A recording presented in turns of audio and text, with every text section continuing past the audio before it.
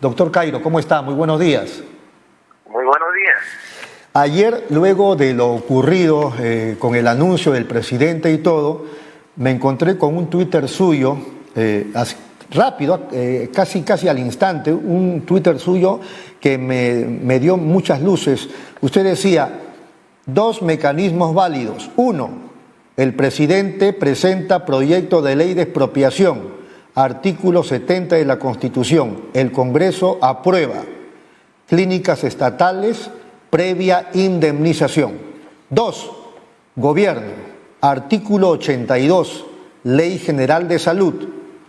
Artículo 82 de la Constitución. Ley General de Salud.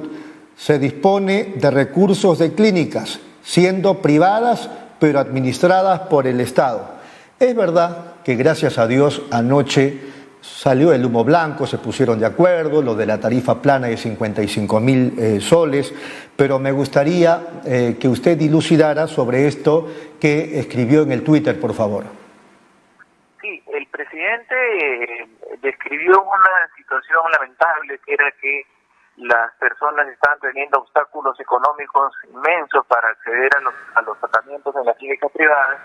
Y dijo que si no se llegaba a un acuerdo con las clínicas para superar esta situación en 48 horas, él iba a utilizar el artículo 70. Entonces, en ese momento, como el artículo 70 se refiere a la expropiación, percibí que se generó la idea de que al cabo de 48 horas los soldados iban a estar en las clínicas, los funcionarios iban a tomar la posesión de los locales y las clínicas iban a ser del Estado, y eso no es así.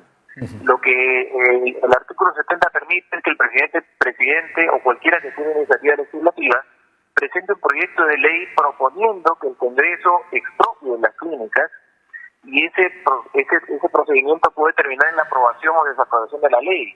Y una vez que se aprueba la ley, el Estado tiene que pagarle el precio de sus acciones a los dueños de las clínicas y recién toma la propiedad. Lo que se llama el justiprecio. Creo que es constitucional, es válido, pero es inoportuno para la emergencia, porque toma un tiempo demasiado prolongado y además convierte al Estado en propietario de un conjunto de clínicas que no son necesarias para después de la emergencia. Claro. No son necesarias que estén en manos del Estado.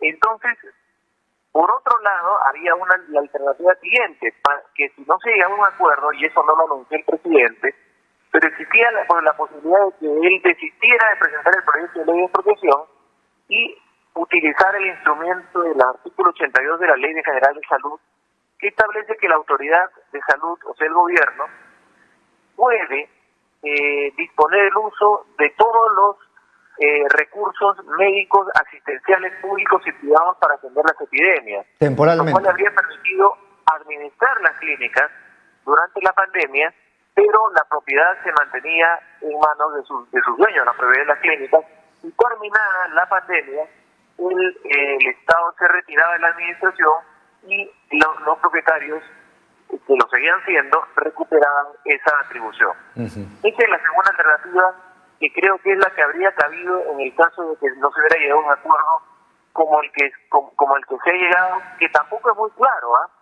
Es decir, en este acuerdo se dice que van a haber una tarifa de 55.000, una tarifa plana, pero para los que se han derivado de los hospitales públicos a las clínicas privadas. Pero ¿qué pasa si hay una emergencia y alguien va de frente a una clínica privada? Sí. Resulta que si es que lo que el representante de la clínica privada dijo es cierto, va a tener se le va a poder exigir un depósito de 50.000 y de repente también endeudado por $500,000 de soles. Entonces el problema no estaría resuelto. Correcto, lo que significa o lo que supone que debe afinarse este acuerdo y aclarárselo a la opinión pública. Yo creo que sí, para que así quede claro que el problema que dio lugar a este mensaje presidencial se solucionó y por lo tanto no es necesario utilizar el artículo 82 de la Ley General de Salud. Ahora, una pregunta un poco, no sé si capciosa, pero igual se la hago. El acuerdo se logró anoche. Y algunos o muchos dicen esto ha sido gracias al mensaje del presidente, pero en la mañana hoy día el vocero de las clínicas privadas ha dicho que ellos no lograron el acuerdo por las palabras del presidente, que esta era una negociación de 60 días y se ha logrado el acuerdo en base a las conversaciones que ya hace 2 meses tenían con el Estado. Sí, eso entra en el terreno de la especulación, porque habría que preguntarse por qué este largo tramo de 60 días concluye justo el día que el presidente da el mensaje, pero en realidad creo que no tiene importancia eso. Lo trascendente es que se arribe a una solución concordada que lleve a que el obstáculo económico no exista para las personas que necesitan atenderse del COVID-19. Ya le digo, si este acuerdo no prospera o es insuficiente, el gobierno tendrá la posibilidad legal de intervenir las clínicas. Ahora, el Congreso de la República, hoy día me parece que alguno de sus voceros ha sostenido que ellos van a insistir, aun cuando se ha logrado el acuerdo, con la ley que había observado el presidente, van a presentar seguramente otra y van a insistir en el tema del asunto de la expropiación. ¿Qué le parece a usted? No tengo la impresión, discúlpeme, por ahí me estoy equivocando, pero no pueden insistir en el tema de la expropiación porque el proyecto de la expropiación todavía no se ha presentado.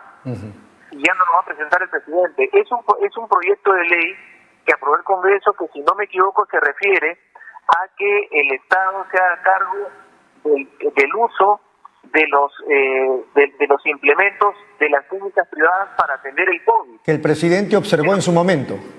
Exactamente, pero eso no es un proyecto de ley de expropiación, porque lo que le da es el derecho de usar en el tiempo de la emergencia, pero no lo convierte en propietario de la clínica, ni siquiera en propietario de los implementos. Correcto. Entonces, le vuelvo a hacer la pregunta ya con esas, esas cosas que usted acaba de contarnos. Entonces, ¿qué le parece a usted que el Congreso presente ese proyecto que se había observado por parte del Ejecutivo?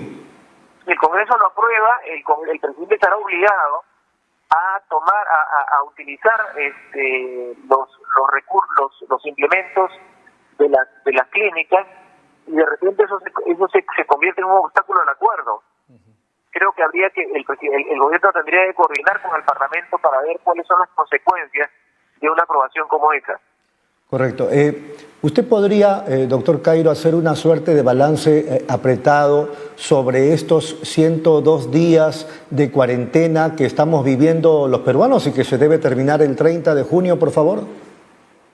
Yo creo que eso ha sido un estado de cuarentena imperfecto, y esta imperfección se debe básicamente a que la pandemia es un fenómeno inédito. Y entonces hubo grandes errores con consecuencias, pero creo que lo más importante es que sin cuarentena la tragedia habría sido mucho mayor. Es decir, creo que fue útil la cuarentena, no sé qué tan útil sea no sé qué tan pertinente sea levantarla, pero por lo menos haberla adoptado creo que evitó que las muertes y los contagios se multipliquen de repente por 10 veces. Hay 2 preguntas que a través de las redes sociales me están haciendo en este momento para usted, doctor Cairo. Una de ellas es, ¿qué va a pasar con aquellos cobros, digamos, abusivos que las clínicas habían hecho y a partir de lo cual ya la gente había pagado o estaba por pagar? Ese es un vacío del acuerdo.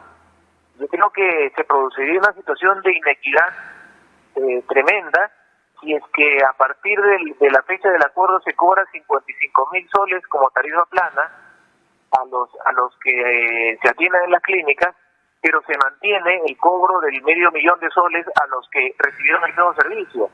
Entonces yo tengo la impresión de que ese tema debe resolverse en el acuerdo. Ojalá, el ministro ha dicho que el viernes habría una versión definitiva, ojalá que en esa versión definitiva esa situación de inequidad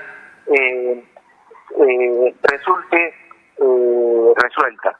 Claro, es muy parecido a lo que usted nos contaba hace instantes cuando hablaba de qué pasa si hay una emergencia y la persona ya no puede ir al hospital, sino que va de frente a la clínica. ¿Cómo queda su situación? Exactamente. Yo creo que en ese caso tendría que aplicarse la tarifa plana de igual manera que si uno es derivado de un hospital a una clínica. Correcto.